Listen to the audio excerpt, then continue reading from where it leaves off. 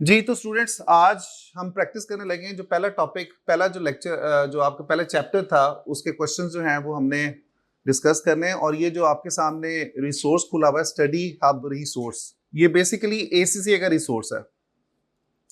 ये आपको इसके जो क्वेश्चंस हैं, जब आप एसीसीए के साथ स्टूडेंट बन जाते हैं ना, एसीसीए के रजिस्ट्रेशन करवा लेते हैं, तो तब आपको ये इसके जो एसीसीए की वेबसाइट के ऊपर जो रिसोर्सेज पड़े हुए ना मुफ्त के, वो आपको मिलना शुरू हो जाते हैं। ठीक है, उसके लिए शर्त यह है कि आपको रजिस्ट्रेशन करानी पड़ती है। तो कोशिश करें कि आप अपने एसीसीए के साथ जल्दी से जल्दी रजिस्ट्रेशन करवा लें, ताकि आप लोगों को ये जितने भी रिसोर्सेज हैं एसीसीए के ऑथेंटिकेटेड, यानी कि एसीसीए ने कहा कि भाई आप इन रिसोर्सेज से भी पढ़ के पेपर पास कर सकते हैं, आपको मैं सारे रिसोर्सेज, क्वेश्चन भी दूंगा, सब कुछ दूंगा। तो हम क्या करते हैं, अब स्टूडेंट्स को ये बताते हैं कि यार किताब लेने से बेहतर है कि आप इन रिसोर्सेज की प्रैक्टिस या क्वेश्चंस जो हैं, जो भी रीड करना है, आप यहां से कर सकते हैं। स्टडी हब के क्वेश्चंस हैं, प्रैक्टिस क्वेश्चन है, चैप्टर नंबर 1 के ही हैं।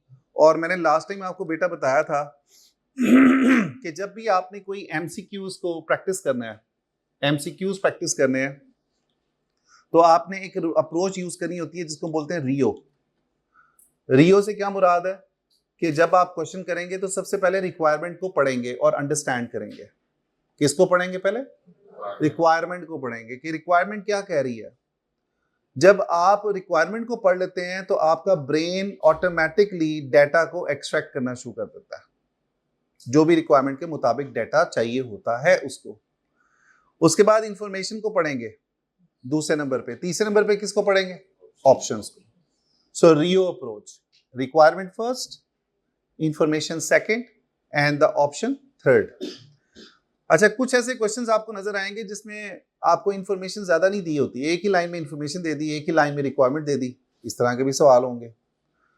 अब अगर पहला सवाल देखा जाए, वो कह रहा है which statement best describes why business organisation must maintain effective control over the transaction. ये कंट्रोल ओवर द ट्रांजैक्शन का टॉपिक है, ये भी हमने डिस्कस नहीं किया हुआ, तो हम इस क्वेश्चन को छोड़ रहे हैं। वापस इस पे आएंगे दोबारा से, ये क्वेश्चन बैंक जो मैंने आपके सामने खोला हुआ है, अभी हम इसको डिस्कस करें। क्वेश्चन नंबर 2 में वो कह रहा था which statement describes an advantage of centralized administration function at the head office।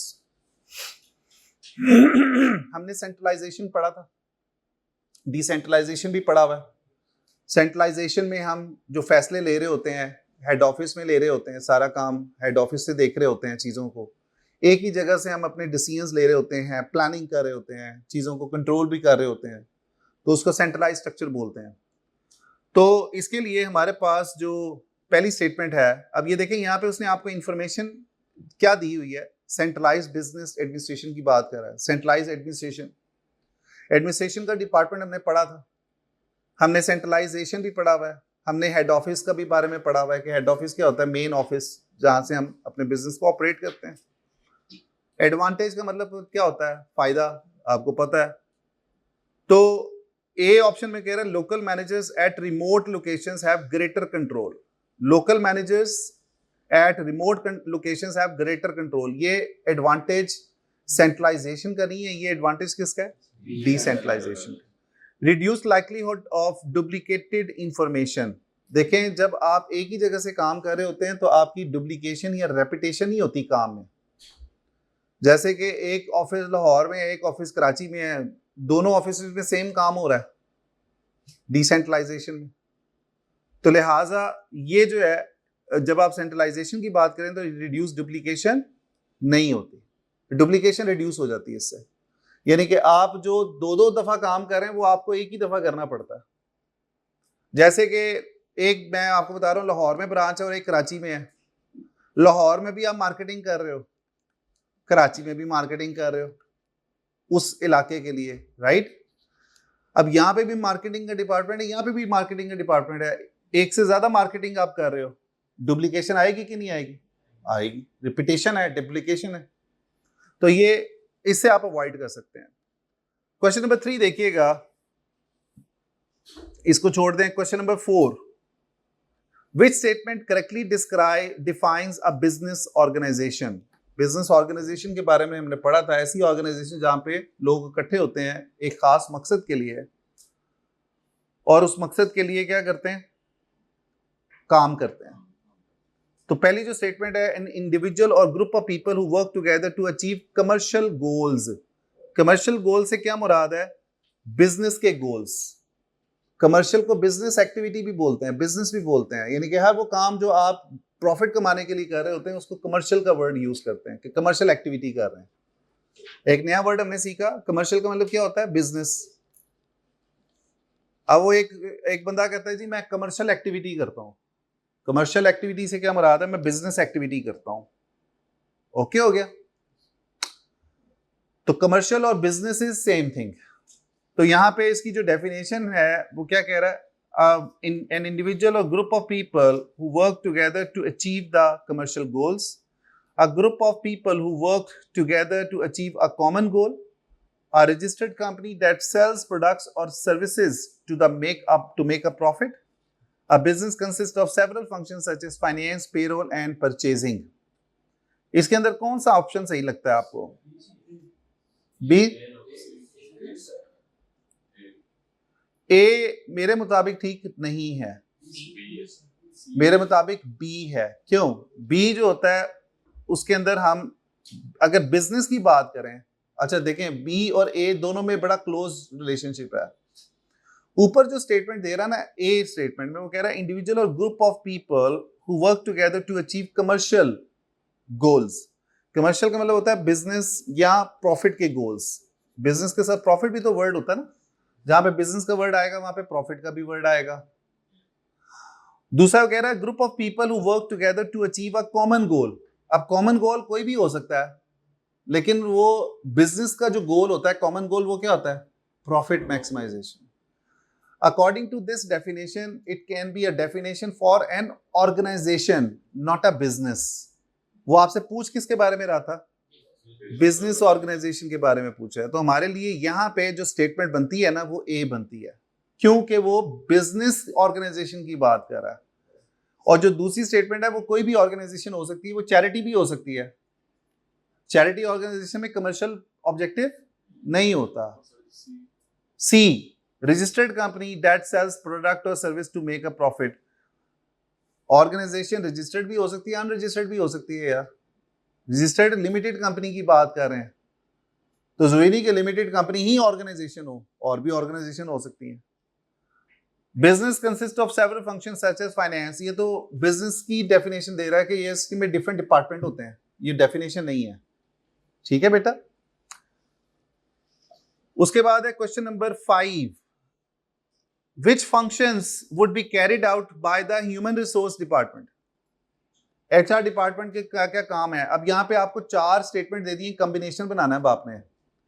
पहला वो काम कह रहा है hiring employees, processing employ wages, processing employ expenses, training employees. तो क्या कॉम्बिनेशन बनेगा हमारे लिए? जो कॉम्बिनेशन बनेगा वो 1 and 4 होगा, बीटा। क्वेश्चन नंबर 6 देखिएगा, what is an advantage of a centralized administration function? Centralized administration function, duplication of services is avoided so costs are lower. ये ऊपर वाला क्वेश्चन जो है अभी हम ऊपर करके आए कि डुप्लीकेशन नहीं होगी, कॉस्ट भी कम होगी। Which activities are most likely to be the functions of the accounts department?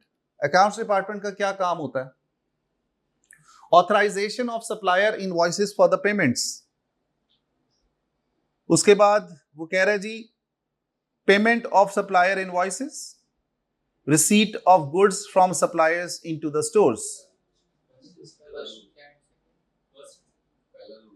पहला दूसरा, authorisation of supplier invoices for the payments. Authorisation of supplier invoices basically authority होती है सप्लायर्स की इनवॉइसेस को क्लियर करना।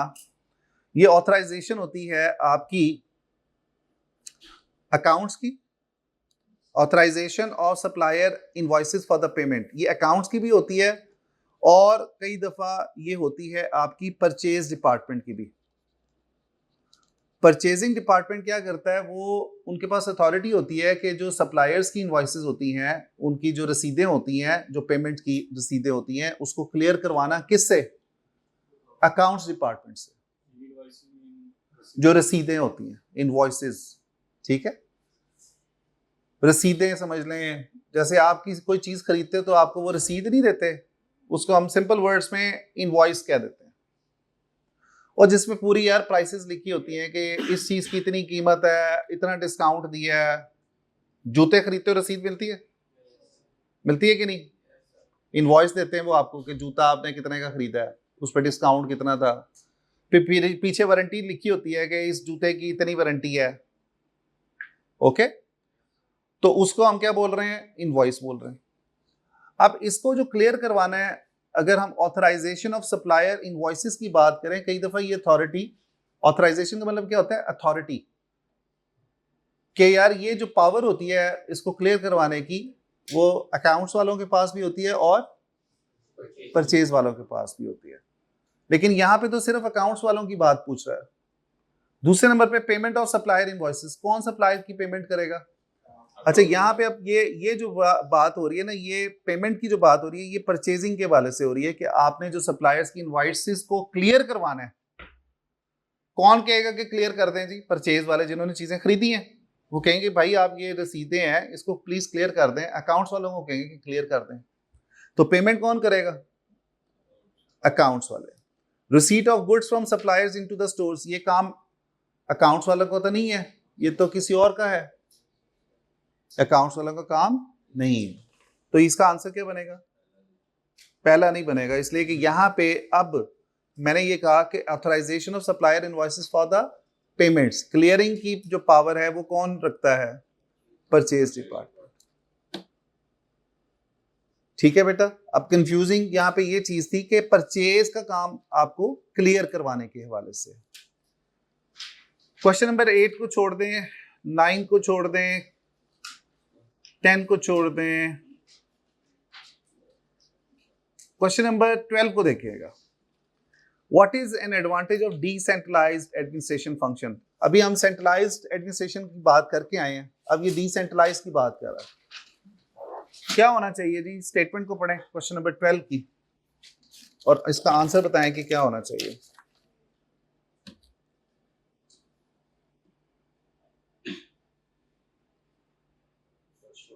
Local office will have greater control over their administration. जी, question number 12 का answer क्या बनता है? A consistent approach to administration is likely to be followed across local offices. Consistent approach तो नहीं होती, हर एक की अपनी मर्जी होती है।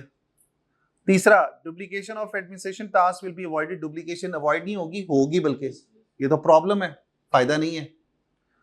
The overall administration cost is likely to be higher. The overall administration cost will be higher. Cost आपकी ज्यादा होती है। ये फायदा है या नुकसान है? ये तो नुकसान है। वो तो आपसे पूछ किसका रहा है? फायदों का पूछा है। आप देखें स्टेटमेंट कितनी कंफ्यूजिंग है।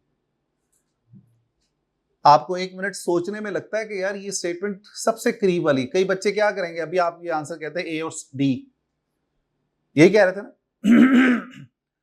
Overall administration cost is likely to be higher, ये फायदा नहीं है, ये नुकसान है भाई। जब आप डिसेंट्रलाइज स्ट्रक्चर में होते हो तो हमारे लिए फायदा क्या हुआ? Local office will have a greater control over the administration. ये नहीं कि वो अपने अपने ब्रांच, अपने अपने ऑफिस के ऊपर उनका ज्यादा कंट्रोल होता है। तो ये फायदा किसका हुआ? डिसेंट्रलाइजेशन का। आपने क्वेश्चन में ये देखना है कि ये सेंट्रलाइजेशन की बात कर रहा है या डिसेंट्रलाइजेशन की। और एक और याद रखें कि हर क्वेश्चन के अंदर कोई ना कोई एक्शन वर्ड होता है। एक्शन वर्ड या एक्शन वर्ब भी होगा जिसमें वो आपसे कहेगा कि ये काम करो। वर्ब का मतलब पता है आपको क्या होता है? कि एक्शन वर्ड के ये काम करो। अब यहां पे एक छोटा सा वर्ड था डिसेंट्रलाइजेशन का। जब आप डिसेंट्रलाइजेशन का वर्ड पढ़ेंगे तो आपके ज़हन में आना चाहिए इसके फायदे और इसके नुकसानात। दूसरा वर्ड साथ उसने अटैच किया था किसका? एडवांटेज का। आपने किसका एडवांटेज बताना है? डिसेंट्रलाइजेशन। नोट किया? जो बच्चा रिक्वायरमेंट को अच्छे तरीके से समझ लेता है ना, उसको आंसर को डिसाइड करना, चूज करना आसान हो जाता है। Two statement relating to the, ये भी क्वेश्चन पॉलिसी से रिलेटेड अभी हमने बात नहीं की। क्वेश्चन नंबर 14 देखिएगा। Which branch of accounting focuses on providing internal information to help the organization operate more effectively? Ji, management accounting internal information देती है। ठीक है बेटा, हमने कॉस्ट और मैनेजमेंट अकाउंटिंग और फाइनेंशियल अकाउंटिंग के फर्क देखे थे। तो जो मैनेजमेंट अकाउंटिंग है वो इंटरनली यूज की जाती है इंफॉर्मेशन को प्रोवाइड करने में। मैनेजमेंट अकाउंटिंग 3 काम करती थी, याद है कौन कौन सा? Planning, decision making, control. कैसे याद रखना था? पीडीसी। प्लानिंग पहले होगी, फिर डिसीजन लिया जाएगा, फिर कंट्रोल किया जाएगा। याद रहेगा? अच्छा जी, question number 15, benefit of computerize accounting है। Which statement is true of the management accounts? फिर दोबारा मैनेजमेंट अकाउंटिंग की बात कर रहा है। They are concerned only with the past data, there is a legal requirement, they include both financial and non financial information, they detail the results of organization over a defined period, for example a year. Answer क्या होना चाहिए? Charlie. सही है, बिल्कुल सही है। Why not A? They are concerned with the past data. नहीं, हम तो फ्यूचर के बारे में बात करते हैं, प्लानिंग करते हैं, तो फ्यूचर के बारे में नहीं देखेंगे। जब आप मैनेजमेंट अकाउंटिंग करते हैं तो आप पास्ट डेटा यूज करते हैं, लेकिन हमारा ज्यादा काम किस पे होता है? फ्यूचर के बारे में। There is a legal requirement for them to be produce. No, management accounting legally required नहीं है। फाइनेंशियल अकाउंटिंग लीगल रिक्वायरमेंट होती है किसी भी बिजनेस में, आपने अकाउंटिंग करनी है, लॉ कहता है कि अकाउंटिंग करो। तीसरा, दे include both financial and non financial, ये उसका फीचर है। जब आप प्लानिंग करेंगे तो आप फाइनेंशियल इंफॉर्मेशन भी इकट्ठी करेंगे और नॉन फाइनेंशियल भी। They detail the result of organisation of a defined period. नहीं, ये मैनेजमेंट अकाउंटिंग का काम नहीं है, ये फाइनेंशियल अकाउंटिंग का काम है। उसमें हम 1 साल के लिए प्रॉफिट एंड लॉस बना रहे होते हैं, 1 साल की बैलेंस शीट बना रहे होते हैं। तो बाकी जितने भी फीचर्स हैं ना, वो फाइनेंशियल अकाउंटिंग के हैं। ये भी फाइनेंशियल अकाउंटिंग का फीचर है, ये भी फाइनेंशियल अकाउंटिंग का फीचर है, और आखिरी वाला भी फाइनेंशियल अकाउंटिंग का फीचर है। ये मैनेजमेंट अकाउंटिंग का फीचर है। ठीक है भाई। क्वेश्चन नंबर जी 17 को छोड़ दें, अभी ये टॉपिक हमारा रहता है।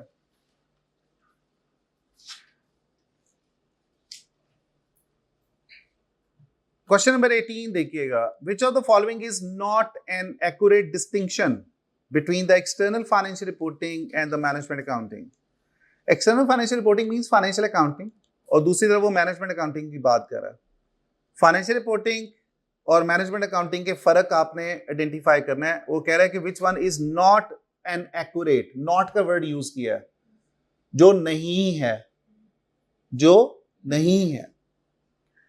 तो इसके अंदर हमारे पास पहले नंबर पे क्वेश्चन नंबर 18 में देखें तो वो कह रहा है फाइनेंशियल अकाउंटिंग स्टैट्यूटरी रिक्वायरमेंट है, डिस्क्राइब द इंटायर बिजनेस है, एनुअल रिक्वायरमेंट है, रिपोर्ट्स हिस्टोरिकल इंफॉर्मेशन है। मैनेजमेंट अकाउंटिंग ऑप्शनल है, can focus on smaller part of the business है, रिक्वायर्ड मोर फ्रीक्वेंट है, रिपोर्ट्स फ्यूचर इंफॉर्मेशन ओनली है। वो कह रहा है which of the following is not an accurate distinction between the external financial reporting and the management accounting। यहां पे जो इसने आंसर आपका निकाला हुआ है वो निकाला हुआ है जी, इसने डी डेल्टा ऑप्शन को दिया हुआ है। अच्छा, ए को अगर हम देखें इसका कॉम्बिनेशन क्या बनता है? स्टैट्यूटरी रिक्वायरमेंट है, ऑप्शनल है, ये तो है। डिस्क्राइब्स द इंटायर बिजनेस है, can focus on small parts है, ये भी है। ये एक्यूरेटली डिस्क्राइब कर रहा है कि ये इसके फीचर्स होते हैं। एनुअल रिक्वायरमेंट है, रिक्वायर्ड मोर फ्रीक्वेंट है, यस। आप प्लानिंग डेली कर रहे हो तो आपको बार बार इंफॉर्मेशन चाहिए होती है। और रिपोर्ट्स हिस्टोरिकल इंफॉर्मेशन है एंड रिपोर्ट्स फ्यूचर इंफॉर्मेशन है। अब यहां पे एक जो वर्ड लिखा हुआ है ना, रिपोर्ट्स फ्यूचर इंफॉर्मेशन ओनली, हम पास्ट के बारे में भी इंफॉर्मेशन को रिपोर्ट कर सकते हैं। एक सिर्फ एक वर्ड की वजह से ये भी हमारा सही नहीं है स्टेटमेंट, उसे नॉट एन एक्यूरेट की बात की है। एक्यूरेट की बात है तो ये पहली जो 3 स्टेटमेंट है सारी एक्यूरेट है, लेकिन आखिरी जो स्टेटमेंट है वो एक्यूरेट नहीं है। तो ये आंसर इसका क्या बनेगा? डेल्टा। उसके बाद वो कहता है जी के which option is not a purpose of management information. मैंने आपको बताया था कि मैनेजमेंट अकाउंटिंग इंफॉर्मेशन प्रोवाइड करती है 3 चीजों के लिए, प्लानिंग, डिसीजन मेकिंग, कंट्रोल के लिए। To help management plan, to comply with the statutory requirement, to assist management with controlling operations, to help ensure the efficient use of resources. तो not a purpose जो है ना वो आपका है statutory requirement. Statutory का मतलब क्या होता है? Legal requirement. Financial accounting legally required है, लेकिन मैनेजमेंट अकाउंटिंग लीगली रिक्वायर्ड नहीं है। और मैनेजमेंट अकाउंटिंग आखिरी जो एक बात लिखी हुई है ना, efficient use of resources. Efficient use of resources से क्या मुराद है कि मैनेजमेंट अकाउंटिंग हेल्प करती है कि हम अपने वसाइल को कैसे बरूए कार ला सकते हैं, कैसे उससे बेहतरीन फायदा उठा सकते हैं। ये भी एक फीचर है मैनेजमेंट अकाउंटिंग का। ठीक है बेटा? अच्छा जी, क्वेश्चन नंबर 20 देखिएगा। Which statement best describe the focus of cost accounting? किसका ज्यादा फोकस कॉस्ट अकाउंटिंग पे होता है? The recording of historical past transactions, production of financial statement for publication, the identification of cost of resources and their allocation to the product, the provision of information for use by the managers to help the organisation run more effectively. तो इसके लिए answer क्या बनेगा बेटा? C, Charlie.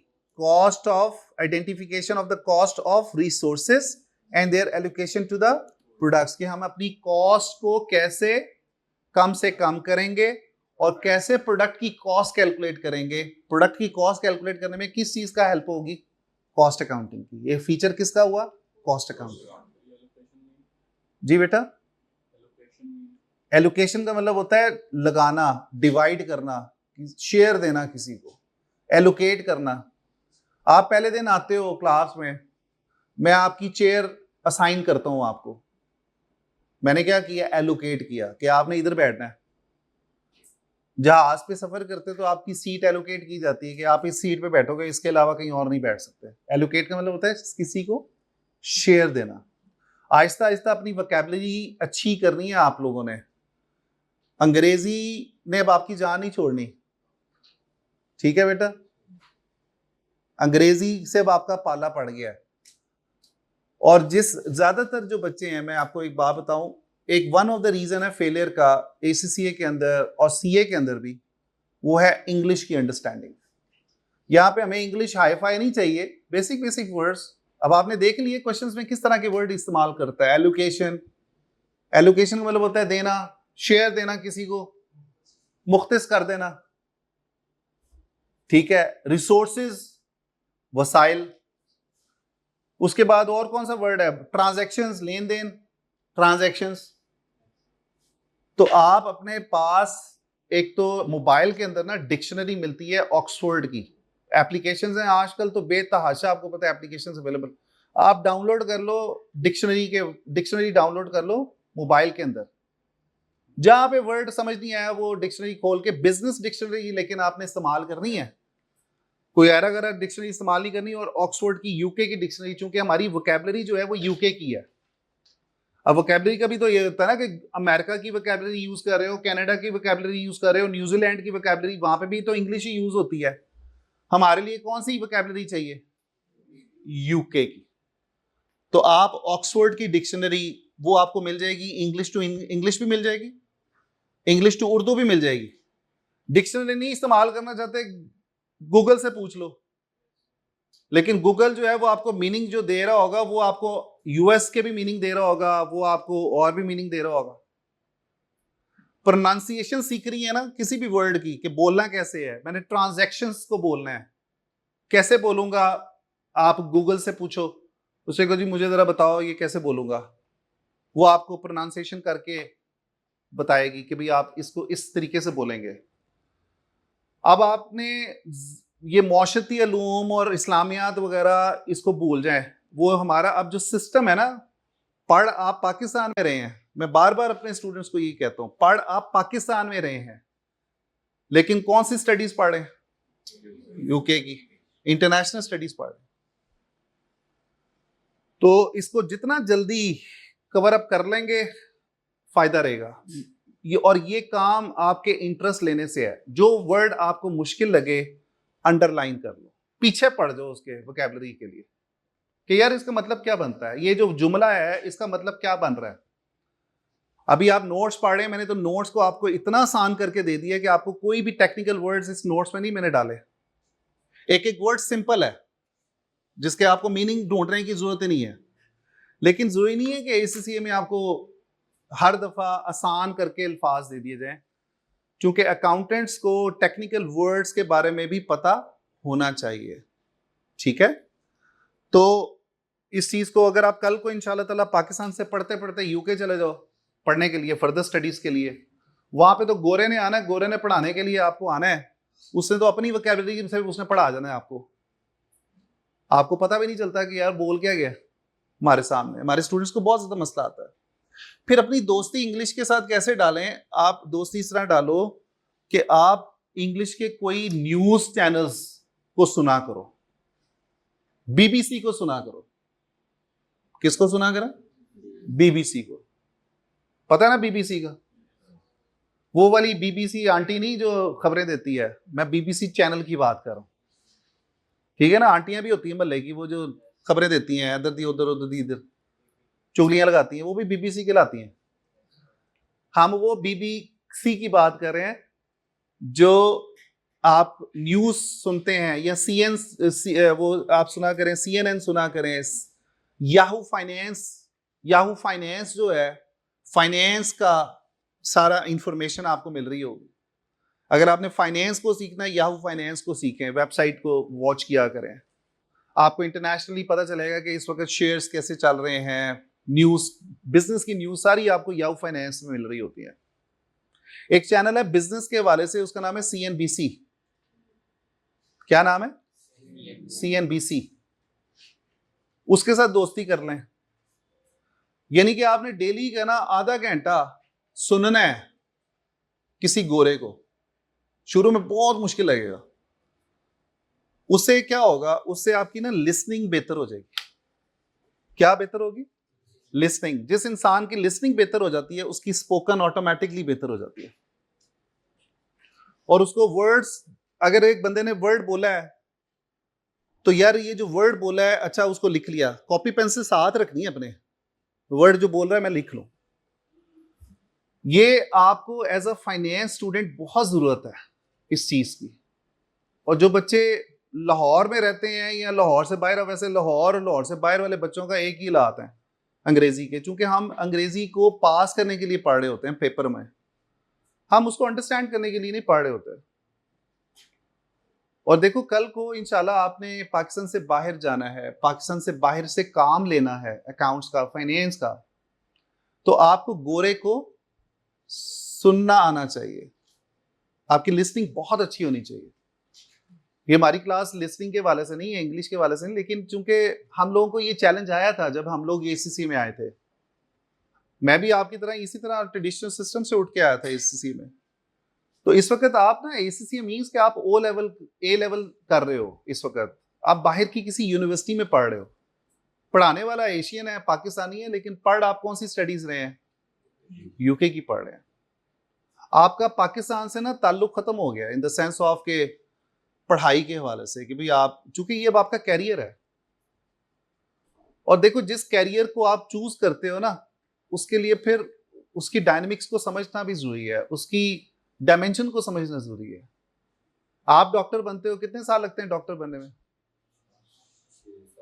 6 साल लगते हैं ना। अब जो डॉक्टर होता है वो क्या करता है, वो पहले पेपर पास करता है डॉक्टर बनने के लिए, फिर वो ट्रेनिंग करता है वो उस काम में माहिर बनता है।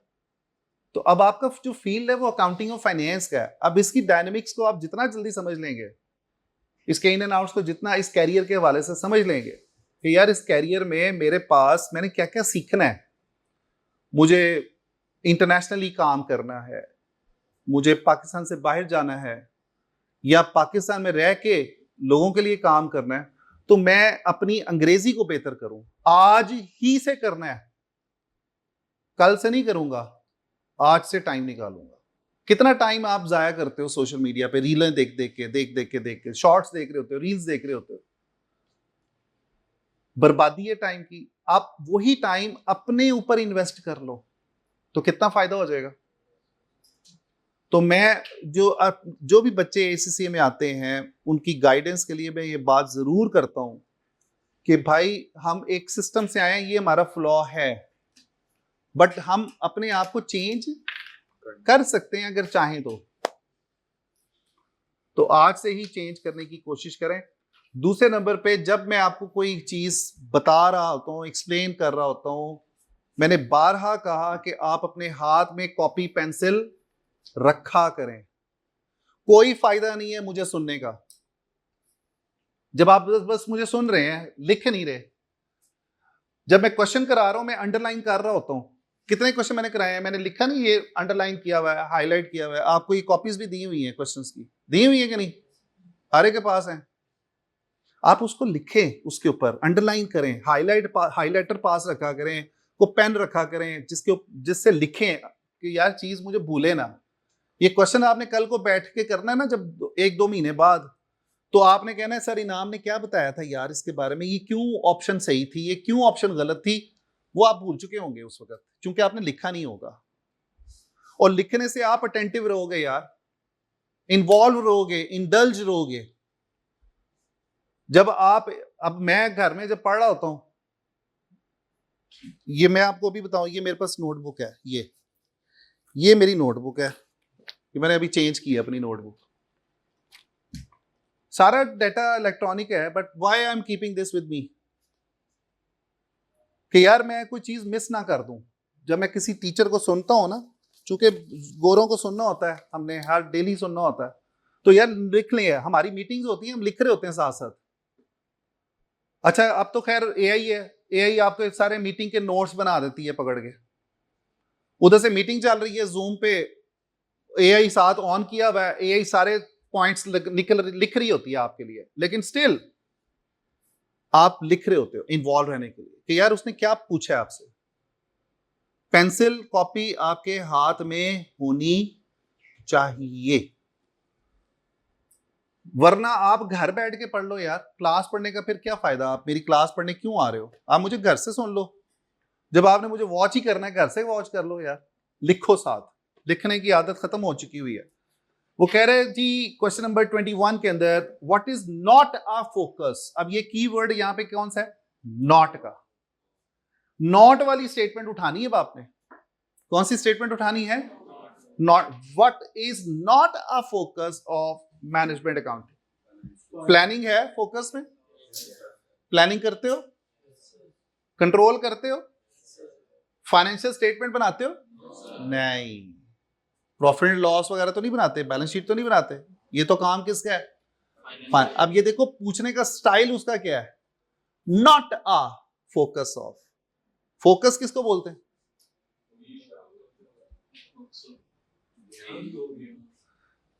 यानी कि उसका उस चीज के ऊपर ध्यान नहीं है, यानी कि वो उसके लिए जरूरी नहीं है, फोकस नहीं है, not a focus, it's not a focus. अब ये गोरे की जुबान है, ये मैंने इस क्वेश्चन नहीं बनाया, ये गोरे ने क्वेश्चन बनाया हुआ है। What is not a focus of management, यानी कि जिसके ऊपर मैनेजमेंट अकाउंटिंग फोकस नहीं करती। ओके जी, नेक्स्ट क्वेश्चन देखें। ये आपका ट्रेनिंग अकाउंटेंट के हवाले से है। तो हमने जितना पढ़ा, हमने उसको जरा थोड़ा सा प्रैक्टिस भी किया। हमने देखा कि यार क्वेश्चन पूछता कैसे है। ये आपके ACCA वालों ने जो ऑनलाइन रिसोर्स दिया हुआ है, स्टडी हब, ये ACCA की जुबान है कि ACCA आपको ये बताने की कोशिश कर रहा है कि मैं तुमसे ऐसे सवाल पूछ सकता हूं। ठीक है बेटा? अच्छा, अब हम एक छोटा सा टॉपिक करने लगे हैं, और वो जो टॉपिक था हमारा रह गया था कंप्यूटराइज्ड अकाउंटिंग के हवाले से, याद है? हम उसको थोड़ा सा डिस्कस करेंगे। आपको मैंने नए नोट्स दे दिए थे, इसमें कंप्यूटराइज्ड अकाउंटिंग है ना?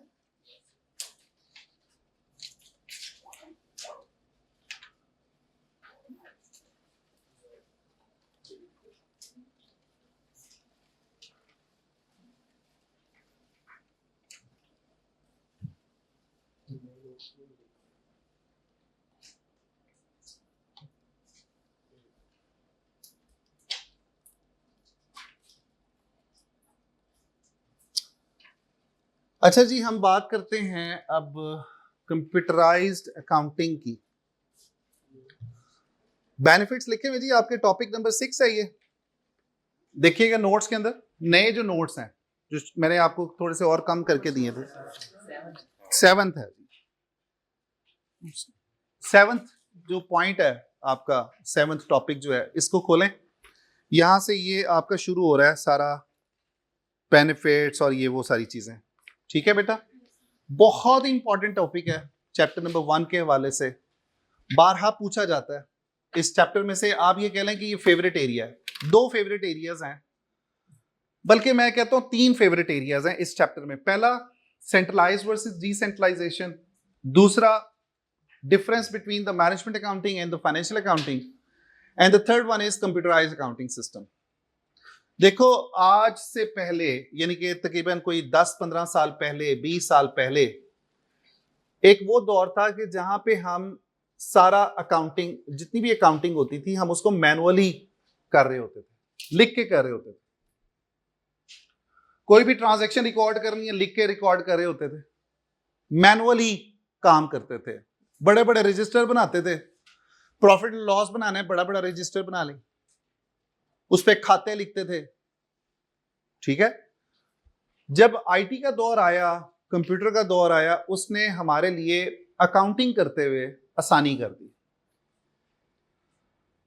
अकाउंटिंग करते हुए आसानी क्यों कर दी? कि इसलिए कि हम अब जो ट्रांजैक्शन पहले कई कई दिन लिखते रहते थे, अब हमें वो लिखने की जरूरत नहीं।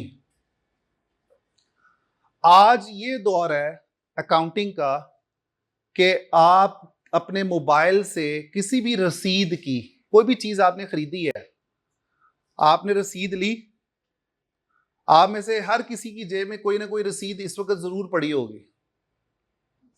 किसी ना किसी की जेब में कोई ना कोई रसीद निकल आएगी। फॉर एग्जाम्पल, आपने एटीएम से पैसे निकलवाए, वो छोटी सी स्लिप देता है ना आपको निकाल के।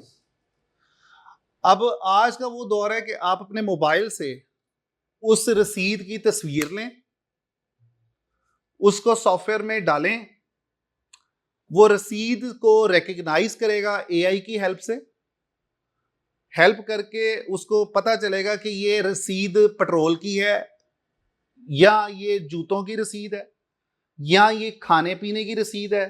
वो उसको खुद ही रीड करेगा। क्या करेगा बेटा?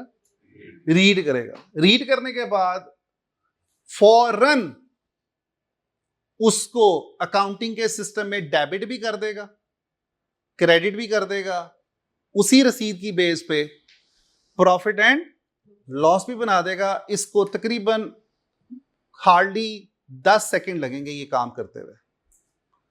पहले क्या होता था, हम सारी रसीदें इकट्ठी करते थे, फिर पेंसिल से लिखते थे कि ये पेट्रोल की रसीद है, पढ़ पढ़ के, ये मैंने जूते खरीदे थे, ये मैंने बिजली का बिल पे किया था, ये मैंने फलाना काम किया था, फलाना काम किया था। हम मैनुअली लिखते थे हर रसीद के ऊपर।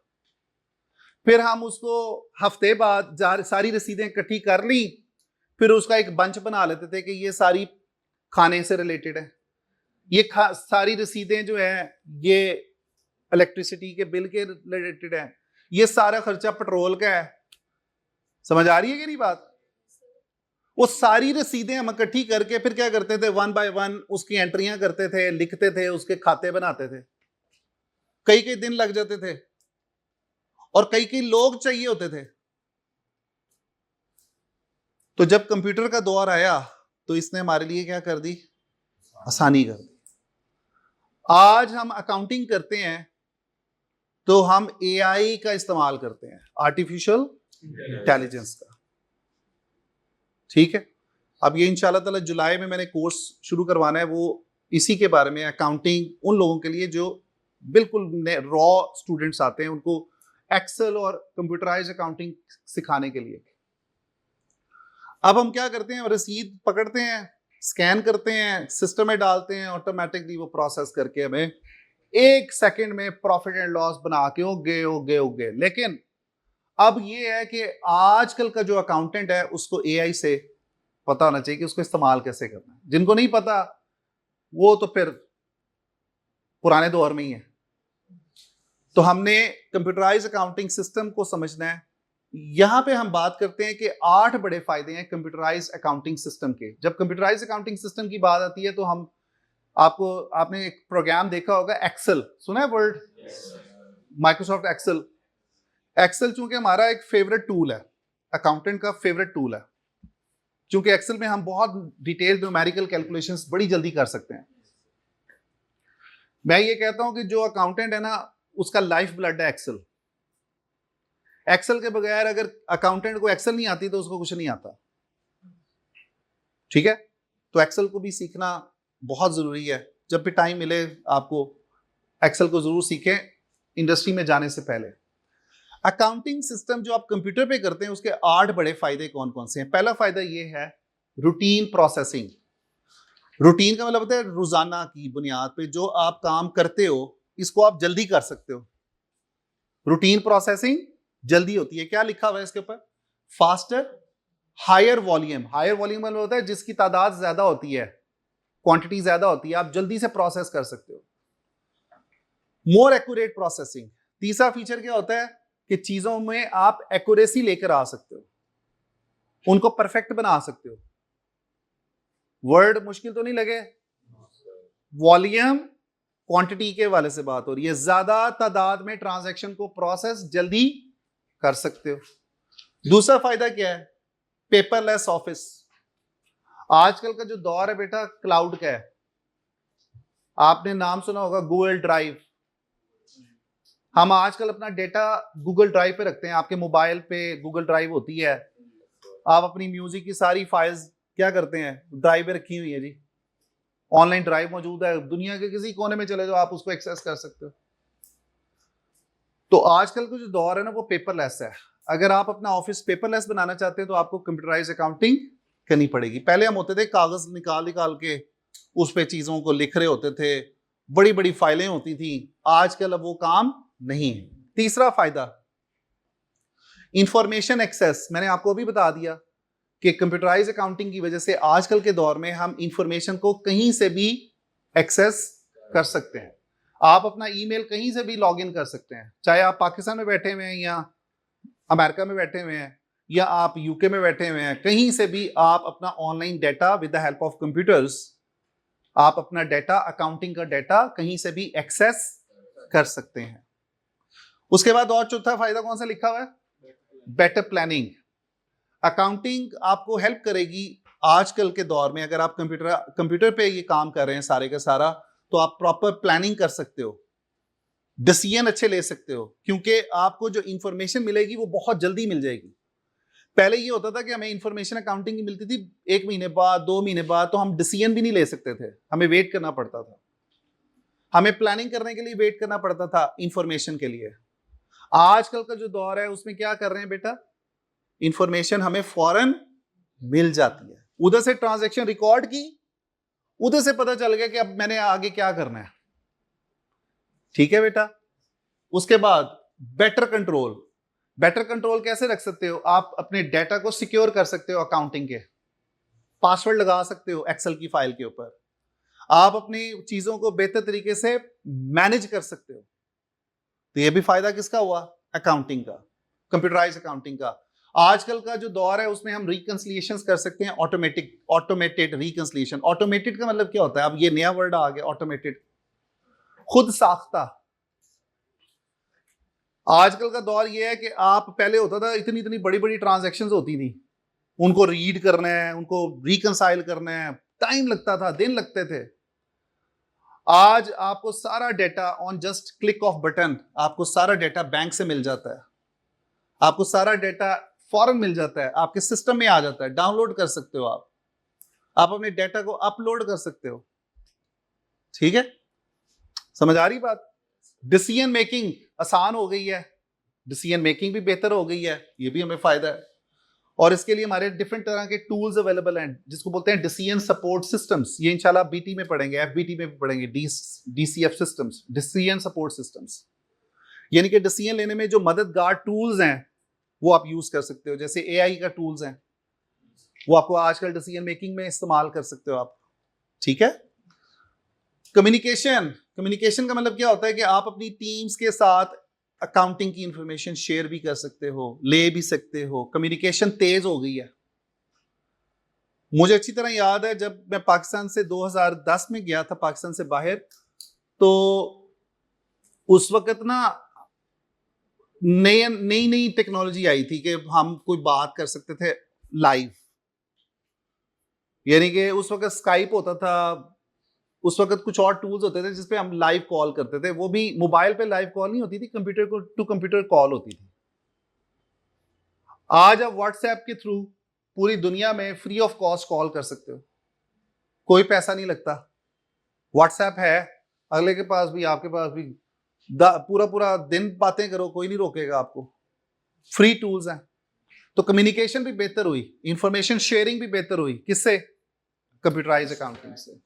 स्टाफ मोटिवेशन से क्या मुराद है कि लोगों के ऊपर बर्डन भी कम हुआ। पहले होता था काम का इतना ज्यादा प्रेशर होता था, आज बहुत सारे एआई के टूल्स हैं जिससे हम अपने स्टाफ को कम काम दे रहे होते हैं, कम टाइम में उनसे ज्यादा काम ले रहे होते हैं, और वो स्टाफ जो है वो ज्यादा मोटिवेटेड भी रहता है। ठीक है बेटा, तो ये कितने फायदे हमने पढ़े? 8 मेन फायदे पढ़े। आगे चलते हैं जी। अब जब हम कंप्यूटराइज अकाउंटिंग सिस्टम की बात करते हैं तो हमारे पास 3 चीजें हैं जो बड़ी इंपॉर्टेंट हैं समझना। 3 टर्म्स समझना बहुत आसान इंपॉर्टेंट है। एक कहलाती है फाइल। जैसे आप अपने कंप्यूटर पे डिफरेंट फाइल्स ओपन करते हो, वर्ड की फाइल ओपन की हुई है, एक्सेल की फाइल ओपन की हुई है। फाइल का मतलब समझते हो ना? फाइल को यहां पे हम क्या बोलेंगे? A collection of similar records like a folder of a related accounts. जैसे आपने अपनी फाइल बनाई हुई है, कस्टमर्स की फाइल बनाई हुई है जिसको हम रिसीवेबल्स भी बोलते हैं। आपने अपने पेबल्स की फाइल बनाई हुई है, जिन सप्लायर्स की फाइल बनाई हुई है, फोल्डर बनाया हुआ है कि इसमें हम पूरे का पूरा किसका डाटा रखेंगे? सप्लायर्स का। वो फाइल कहलाती है, फोल्डर और फाइल। रिकॉर्ड का मतलब क्या होता है? सारी डिटेल्स। अब आप कहीं ना कहीं देखो, कस्टमर बहुत सारे होते हैं। नेस्ले है, उसके हजारों की तादाद में कस्टमर्स हैं, लाखों की तादाद में कस्टमर्स हैं। अब आप क्या करते हो कि हर कस्टमर का अलग अलग रिकॉर्ड रखते हो। रिकॉर्ड मतलब क्या मतलब हुआ? डेटा रखते हो। डेटा यानी कि वो सारा का सारा डेटा एक बंदे के लिए होगा, वो सारे का सारा डेटा एक बिजनेस के लिए होगा, एक किसके लिए होगा? कस्टमर के लिए होगा। उसको रिकॉर्ड बोलते हैं। यानी कि complete account with in the file. आपने एक फाइल बनाई, फॉर एग्जाम्पल आपने एक फोल्डर बनाया, अब वो फोल्डर के अंदर आपने सब फोल्डर बनाया कि यार ये जो फोल्डर है ना, ये सिर्फ मेरे इस कस्टमर के लिए रिलेटेड है। यानी कि उस कस्टमर से रिलेटेड रहता कहां पे है, उसका पूरा रिकॉर्ड रखा हुआ है, रहता कहां। जैसे अब आपने कॉलेज में, क्रेसेंट कॉलेज में एडमिशन लिया, तो क्रेसेंट कॉलेज ने अब आपका पूरा रिकॉर्ड रख लिया, आपसे इंफॉर्मेशन लेके कि आपकी डेट ऑफ बर्थ क्या है, आपका एड्रेस क्या है, फोन नंबर क्या है। अब बहुत सारे स्टूडेंट्स हैं हमारे पास, तो हम अलग अलग हर स्टूडेंट का क्या करते हैं? रिकॉर्ड रखते हैं। क्यों रखते हैं? कल को हमें जरूरत पड़ सकती है, एसीसीए को बताना पड़ सकता है, उसके लिए हमें रिकॉर्ड चाहिए। अब उस रिकॉर्ड के अंदर डिफरेंट फाइल्स भी होंगी। समझ रहे हैं बात? आपने रिकॉर्ड मेंटेन किया और रिकॉर्ड में फर्दर फाइल्स भी हैं। जैसे आपके डॉक्यूमेंट, स्कैन डॉक्यूमेंट्स पड़े हुए, वो फाइल है। आपका आईडी कार्ड स्कैन पड़ा हुआ है, वो फाइल है। आपका डेट ऑफ बर्थ, वो जो है आपका क्या कहते हैं, बिल वो पड़ा हुआ है, वो फाइल है, वो फाइल बन गई एक, जैसे हमारी ये पूरी फाइल होती है, ठीक है, उसी तरह आपका एक रिकॉर्ड के अंदर डिफरेंट फाइल्स होंगी। नोटेड जी। तीसरे नंबर पे है फील्ड। फील्ड का मतलब क्या होता है कि ऐसी जगह जिस पे आप अपना डेटा एंटर कर सकते हो, फील्ड कहलाती है। जैसे आप किसी वेबसाइट पे जाते हो तो ऊपर एक डब्बा खुल जाता है, उस डब्बे के अंदर आप लिखते हो www.xyz.com, वो जो खाना नहीं बना होता उसको फील्ड बोलते हैं। क्या बोलते हैं? फील्ड, जिसमें आप डेटा लिखते हो, टाइप करते हो। तो इंशाल्लाह जब आप कंप्यूटराइज्ड अकाउंटिंग सीखोगे प्रैक्टिकली, तो आप देखोगे कि सॉफ्टवेयर के अंदर फील्ड्स बनी होती हैं जिसमें आपने कुछ डेटा टाइप करना होता है, लिखना होता है, और वो जो फील्ड है वो सिस्टम रिकॉग्नाइज करता है कि ये इस फील्ड में जो डेटा लिखा है वो क्या है। ठीक है बेटा, अगर आप कोई रॉन्ग डेटा लिखने की कोशिश करोगे तो वो सिस्टम एक्सेप्ट नहीं करेगा। तो इसको बोलते हैं field. Customer number, for example आपने कस्टमर का नंबर लिखना है। आप अक्सर देखेंगे कि आप कोई भी फॉर्म फिल करते हो ऑनलाइन, तो वहां पे जहां पे नंबर लिखना होता है वहां पे आप अपना एड्रेस लिखने की कोशिश करो, वो मानेगा ही नहीं कंप्यूटर। वो कहेगा भाई इधर फोन डालो, फोन नंबर डालो। आपने गलत फील्ड में गलत चीज एंटर कर रहे हो, वो मानता ही नहीं है उसको। वो फील्ड कहलाती है। डब्बा जो लिखा बना हुआ आता है ना, जिसमें आप डेटा एंटर करते हो, वो फील्ड कहलाता है। उसमें आप एड्रेस अपना एंटर करोगे, फोन नंबर एंटर करोगे। अकाउंटिंग करते हुए भी हमें डिफरेंट फील्ड्स जो है उसमें डेटा एंटर करना पड़ता है। यहां तक किसी बच्चे को प्रॉब्लम? चलो आगे। अब हम बात करने लगे हैं, जब हम कंप्यूटराइज्ड अकाउंटिंग की बात करते हैं तो हमारे सामने दो तरह से हम अपने डेटा को प्रोसेस कर सकते हैं। एक डेटा कहलाता है बैच प्रोसेसिंग और एक डेटा होता है real time processing. Batch processing की अभी मैंने आपको थोड़ी देर पहले बात हुई थी हमारी। मैं जो आपको एग्जांपल दे रहा था कि हम सारी रसीदें इकट्ठी करेंगे। एक अकाउंटेंट है, वो सारी रसीदें क्या करता है? सबसे पहले इकट्ठी करता है। डेली की रसीदें इकट्ठी करी जाता है। बिल मैंने ये दिया था, पेट्रोल इतने का डलवाया था, इतने की पेमेंट की थी, फलाना फलाना, पेंसिल से लिखते जा रहे हैं। ठीक है।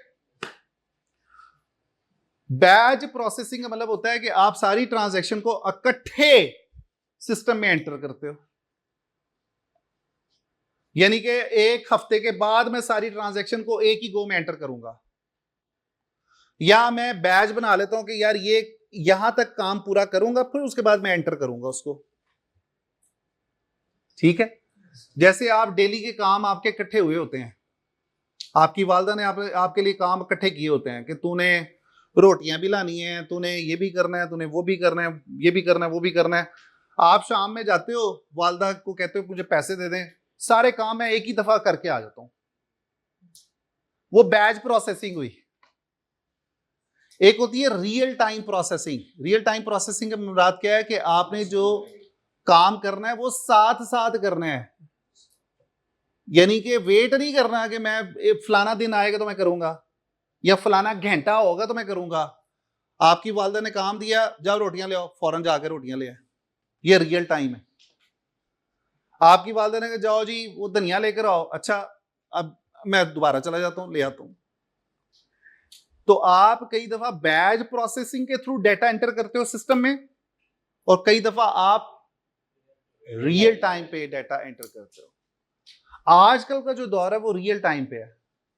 क्यों? कि हमें हर एक मिनट के बाद किसी भी टाइम पे ऑनर आपसे कोई भी अकाउंटिंग का डेटा मांग सकता है। अगर आप बैच प्रोसेसिंग के थ्रू चलते रहोगे तो वो तो डिसीजन लेना भी डिले हो जाएगा। चूंकि आप कहते हो जी मैं 15 तारीख को एंटर करूंगा, महीने की 15 तारीख को मैं सारी डेटा एंटर करूंगा। अब ये जो पहले 15 दिन हुए हैं, 15 दिन में कितना कुछ हो गया, समझ आ रही है बात कि नहीं? तो वो जो इंफॉर्मेशन आप देंगे 15 दिन बाद देंगे, वो लेट इंफॉर्मेशन नहीं दे रहे आप अपने ऑनर को, तो आपने तो उसको साथ साथ इंफॉर्मेशन देनी होती है। आजकल वो दौर है जो मैं आपको बता रहा था कि तस्वीर ली, सिस्टम में डाली, सिस्टम ने ऑटोमेटिकली रियल टाइम पे आपको बता दिया कि आज की डेट में कितना प्रॉफिट है और कितना लॉस। इसको बोलते हैं रियल टाइम प्रोसेसिंग। अब हम इसको पढ़ते हैं नोट से। वो कहता है definition, data collected and stored then process later in a groups at regular intervals like daily, weekly और मंथली। यानी कि हम ये कहते हैं यार फ्राइडे वाले दिन मैं सारा डेटा इकट्ठा करके पहले 5 दिन में डेटा इकट्ठा करूंगा, फ्राइडे को सारा डेटा एंटर करूंगा, अल्लाह खैर से ला, साथ साथ नहीं करूंगा। दूसरी तरफ रियल टाइम को पढ़ें, data process immediately when entered always current, यानी कि करंट का मतलब है कि इस वक्त अप टू डेट डेटा आपको अवेलेबल होगा रियल टाइम पे। कोई ऐसा बच्चा जिसको ये चीज समझ ना आई हो, हाथ खड़ा करे जी। आगे वाले भाई समझ आई आपको? क्या फर्क है दोनों में? जो बैच प्रोसेसिंग है ये, यानी कि अगर इस बिजनेस में पूरा हफ्ता इंफॉर्मेशन इकट्ठा करने के बाद फिर जाके करना, और जो रियल टाइम प्रोसेसिंग है आज का जो इंफॉर्मेशन मिली है फॉर फीड कर जी भाई। बैच प्रोसेसिंग में ये है कि पूरे हफ्ते या किसी भी पूरे महीने की पहले हम लोग जितनी भी ट्रांजैक्शंस हुई है ना, देखो सिंपल सा है, बैच का मतलब है ग्रुप बना लिया और मैंने डिसाइड किया कि मैं फलाने दिन करूंगा, फलाने वीक करूंगा, महीने के एंड पे करूंगा, ठीक है। पीरियड डिसाइड कर लिया कि यार मैं इस टाइम पे करूंगा, फलाने दिन करूंगा, शुभ दिन करूंगा, ठीक है, जुमे का दिन शुभ दिन है मेरे लिए, उस दिन करूंगा, फलाना घंटे में काम करूंगा, फलाने दिन में काम करूंगा, फलाने वीक में काम करूंगा, फलाने दिन में सारा डेटा एंटर कर लूंगा। वो क्या है? वो बैच। रियल टाइम पे आप वेट नहीं करते, रियल टाइम पे आप क्या कर रहे हो? साथ साथ साथ साथ। इस वक्त आप मुझे सुन रहे हो, समझ रहे हो, आप इस वक्त आपका जो दिमाग है ना वो रियल टाइम पे चल रहा है, साथ साथ सुन भी रहे हो, रिटेन भी कर रहे हो, नॉलेज भी ले रहे हो। एक स्टूडेंट है ऑनलाइन पढ़ता है, वो कहता है भाई मैं साथ साथ लेक्चर नहीं लूंगा सर के, मैं एक ही दिन में 5 लेक्चर ले लूंगा, सुबह शुरू करूंगा, शाम 5 बजे तक मैं सर को ही सुनता रहूंगा, एक ही दिन में पूरा हफ्ते का काम। ये क्या है? Batch processing.